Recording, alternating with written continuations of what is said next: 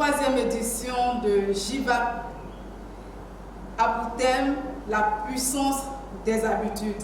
Ce thème sera traité par notre orateur principal qui est M. Kwasi Konan, directeur de projet de Tiers-Fond. M. Kwasi Konan est avec nous depuis 2018, c'est-à-dire la première édition de JIVAC, et il est encore avec nous en cette troisième édition. Dieu vous bénisse, bon suivi, au nom de Jésus. Amen. Chers amis, aussi bien les enfants que les plus âgés, merci d'être venus à cette rencontre. Il faut dire que nous avons été invités par Campus pour Christ pour traiter un thème d'actualité. D'emblée, je voudrais vous dire que je m'appelle Kwasi Konan.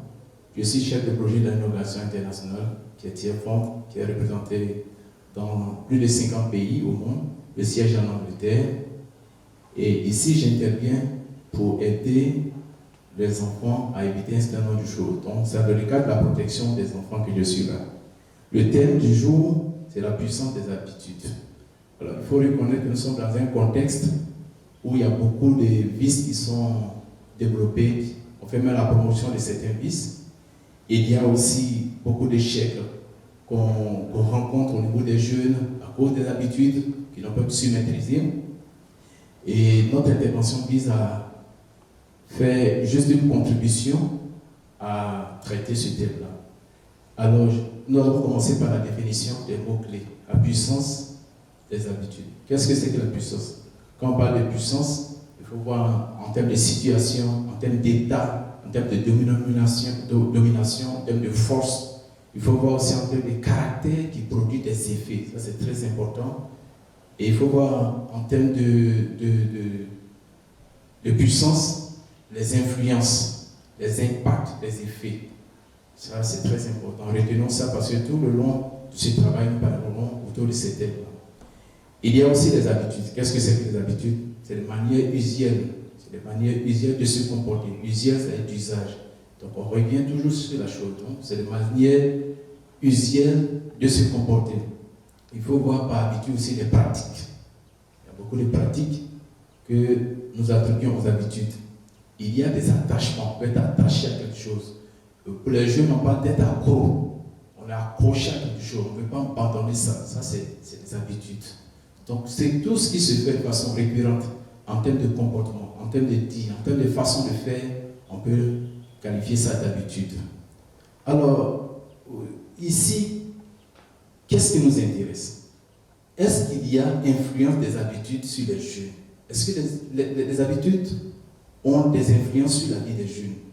Autre chose, est-ce que les habitudes peuvent se perdre ou se perpétuer? Il y a des habitudes qu'on a lorsqu'on est enfant. Est-ce que lorsqu'on grandit, on garde les mêmes habitudes ou ces habitudes-là se perdent? Nous parlerons de ça. Et y a-t-il danger pour les jeunes à adopter telle habitude? C'est très important pour nous pendant ce moment que nous allons passer ensemble. Alors, pour continuer, par quoi se caractérisent les habitudes? Tout à l'heure, on a dit les manières, les façons de faire. Donc, il y a des manières de voir. Comment vous voyez la chose? Votre façon de voir va déterminer votre habitude. Votre façon de percevoir, de comprendre, de représenter la chose. Il y a des représentations imagées. Dans votre esprit, comment ça fonctionne? Donc, vous avez l'habitude de voir des films. Vous avez l'habitude de voir vos parents se quereller. Vous avez l'habitude de voir vos amis se comporter. Et ça a un effet, ça a quelque chose sur vous. Donc, il y a des manières aussi d'agir, de faire. Il y a des gens qui ont l'habitude de manger des l'igname. Il y a des gens qui ont l'habitude de regarder la télé tardivement. Et tout ça, ces façons de faire, ces façons d'agir, sont caractéristiques des habitudes. Et il y a la façon de dire, votre façon de parler. L'habitude se définit aussi par ça, votre façon de parler, comment vous parlez, quelle est votre voix. On peut sentir la timidité dans votre voix. Si vous êtes timide, on peut le sentir dans votre voix. Si vous n'êtes pas timide, on peut le sentir dans votre voix. On peut examiner un certain nombre de choses à travers votre façon de parler.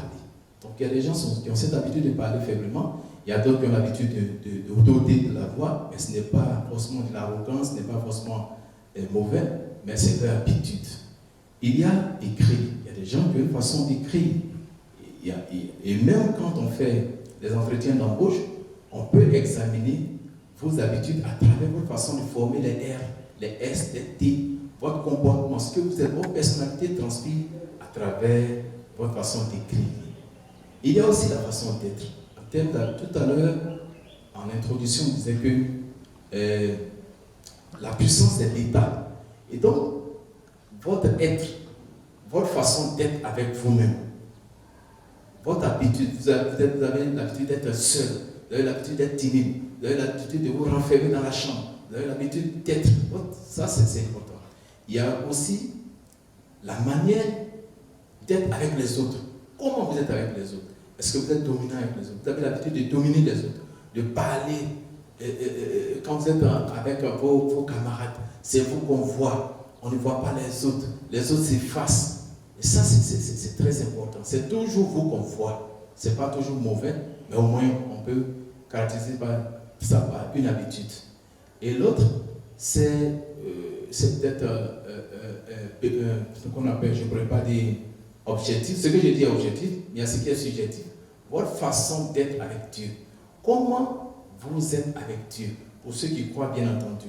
Voilà, il y a des gens qui aiment se recueillir, il y a des gens qui aiment beaucoup chanter, il y a des gens qui aiment beaucoup lire la Bible ou le Coran pour ceux qui sont musulmans, peu importe la croyance, mais il y a la façon d'être. Et tout ça, ça caractérise vos habitudes. Ici, il faut voir les habitudes en deux choses. Donc, il y a dualité. Il y a les bonnes habitudes, il y a les mauvaises habitudes. C'est très important. Et ici, il est question, dans ce que nous allons faire, de traiter les deux en même temps. On ne va pas balayer les bonnes habitudes, on va parler des bonnes habitudes, mais on va aussi parler des mauvaises habitudes. L'objectif de tout ça, c'est quoi?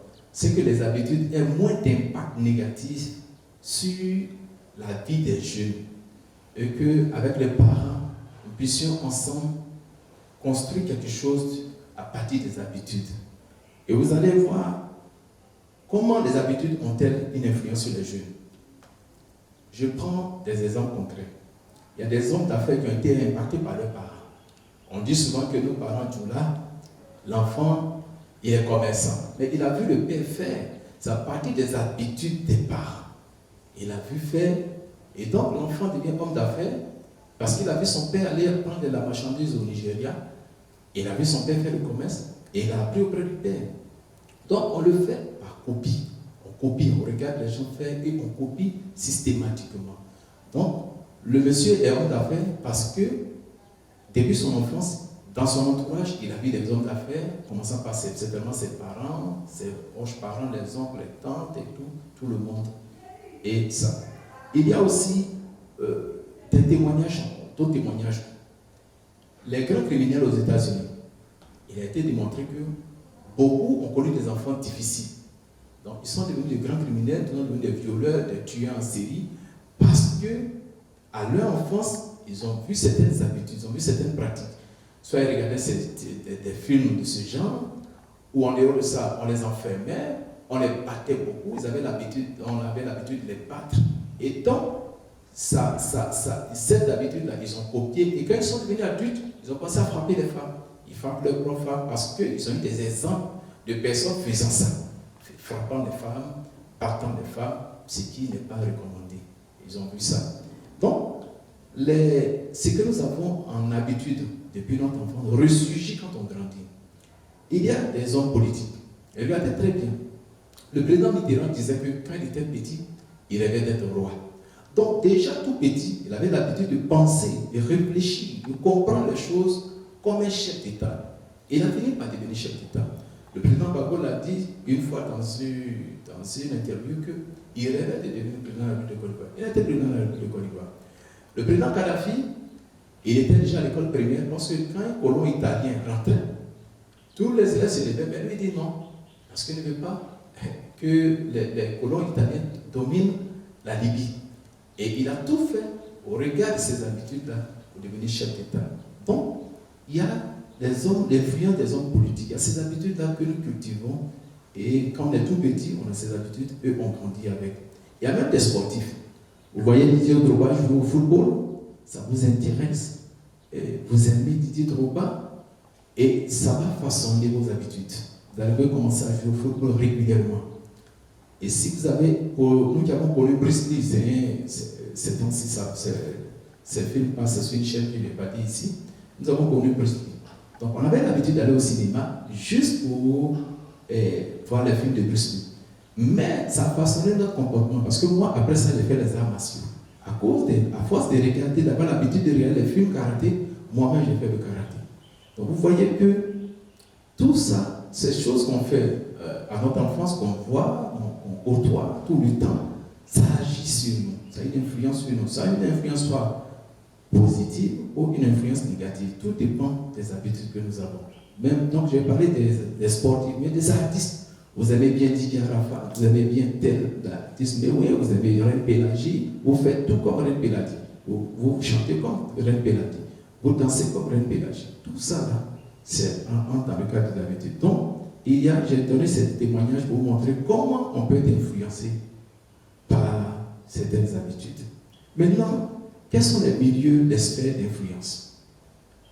Quels sont les milieux où on peut être influencé par les habitudes? Je commence par la famille, parce que c'est là où les enfants sont. Ce que votre père fait, vous êtes jeune, ce que vous voyez votre père faire, vous avez beaucoup de chances de faire ça plus tard, parce que c'est le premier modèle. Ce que votre mère fait, ce que vous avez vu votre mère faire, vous avez vraiment plus de chances plus tard de faire la même chose.